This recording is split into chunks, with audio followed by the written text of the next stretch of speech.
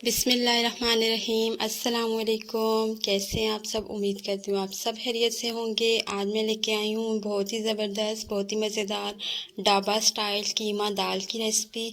तो ज़्यादा time waste नहीं करते हैं आपका, चलते हैं रेसिपी को स्टार्ट करते हैं। सबसे पहले हमने ले लिया है यहाँ पे ऑयल हाफ़ कप, उसमें शामिल करेंगे हम प्याज।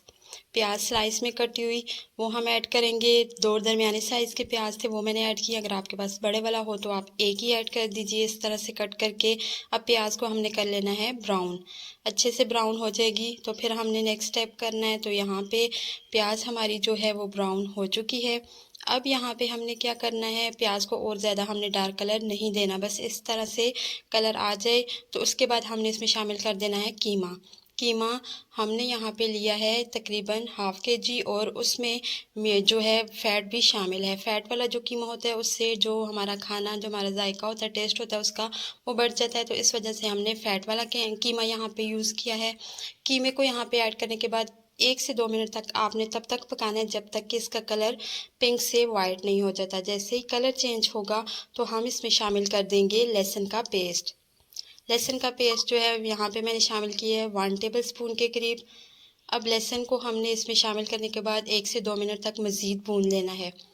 फिर हमने इसमें मसाले ऐड कर देने हैं। तो यहाँ पे हमने तकरीबन इसको 2-3 मिनट तक भून के उसमें फिर हम मसाले ऐड करेंगे।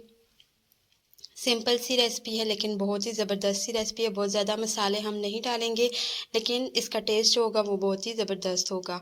तो यहाँ पे शामिल किया मैंने 1 टेबल स्पून नमक, 1 टेबल स्पून ही मैंने लाल मिर्चें, और हाफ़ टेबल स्पून मैंने यहाँ पे हल्दी ऐड की है, और 1 टेबल स्पून जो है मैंने यहाँ पे मिक्स मसाला यहाँ पे यूज़ किया है, जो सालन का मसाला होता है, जो ईज़िली मिल जाता है मसालों की शॉप से। तो आप उनको कह के तो मिक्स मसाले के तौर पे भी ले सकते हैं और सालन का मसाला कह के भी ले सकते हैं। ये हमने ऐड कर दिया। इसके अलावा गरम मसाला या धनिया भी हम ऐड नहीं करेंगे इसमें, वो हमने लास्ट में ऐड करना है। तो यहाँ पे मसाले ऐड करने के बाद हम शामिल करेंगे इसमें टमाटर। टमाटर जो है 3 अदद दरमियाने साइज़ के लेके कट करके वो ऐड कर दिए। आप चाहें तो आप यहाँ पे टमाटर का पेस्ट भी ऐड कर सकते हैं। हमने टमाटर ऐड किया तो अब हमने इनके गलने का वेट करना है। तो इस वजह से हम इसको कवर करेंगे और 3-4 मिनट तक इसको कवर करके पका लेंगे ताकि टमाटर जो हमारे हैं वो नरम हो जाएं।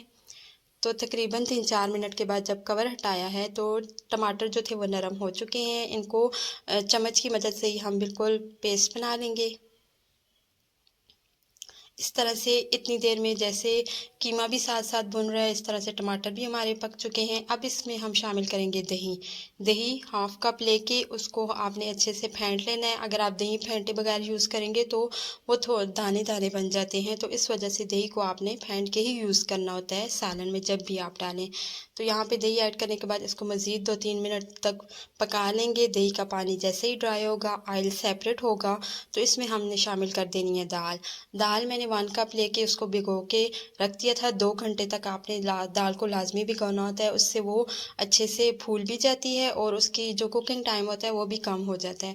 तो दाल यहाँ पे भिगो के उसको धो के हमने रख दिया था। वो 1 कप दाल हमने ऐड कर दी। दाल को डालने के बाद हम ज़्यादा नहीं भूनेंगे, भुनाई हमने पहले जो करनी थी वो कर ली है। अब हम इसमें पानी डालेंगे क्योंकि दाल को ज़्यादा भूनने से दाल जो है वो सख्त हो जाती है, कड़क हो जाती है। पानी ऐड करने के बाद तकरीबन इतना पानी आपने डालना है कि जिसमें दाल अच्छे से पक जाए, गल जाए।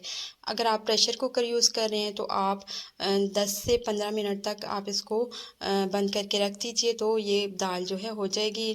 जो कढ़ाई में या पैन में अगर आप पकाएंगे तो आपको आधा घंटा लग सकता है, 35 मिनट तक।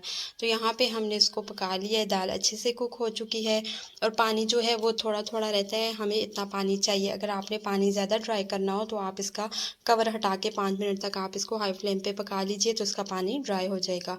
अब यहाँ पे लास्ट में हमने इसमें शामिल कर दिया गरम मसाले का पाउडर 2 टीस्पून, और 2 टीस्पून ही हम इसमें शामिल कर रहे हैं धनिया पाउडर। ये लास्ट में इसलिए ऐड किया है कि लास्ट में इनकी जो खुशबू है वो ख़त्म नहीं होती। अगर हम पहले ऐड कर देते तो इनका जो खुशबू थी, जो जायका था, वो ख़त्म हो जाना था यहाँ तक पकने के बाद। तो इस वजह से हमने इसको लास्ट में ऐड किया है। अब इसके बाद हमने कवर कर दिया और फ्लेम को हम कर देंगे ऑफ। 2 मिनट के बाद जब आप फ्लेम हटाएंगे तो मज़ेदार सा सालन आपका तैयार है।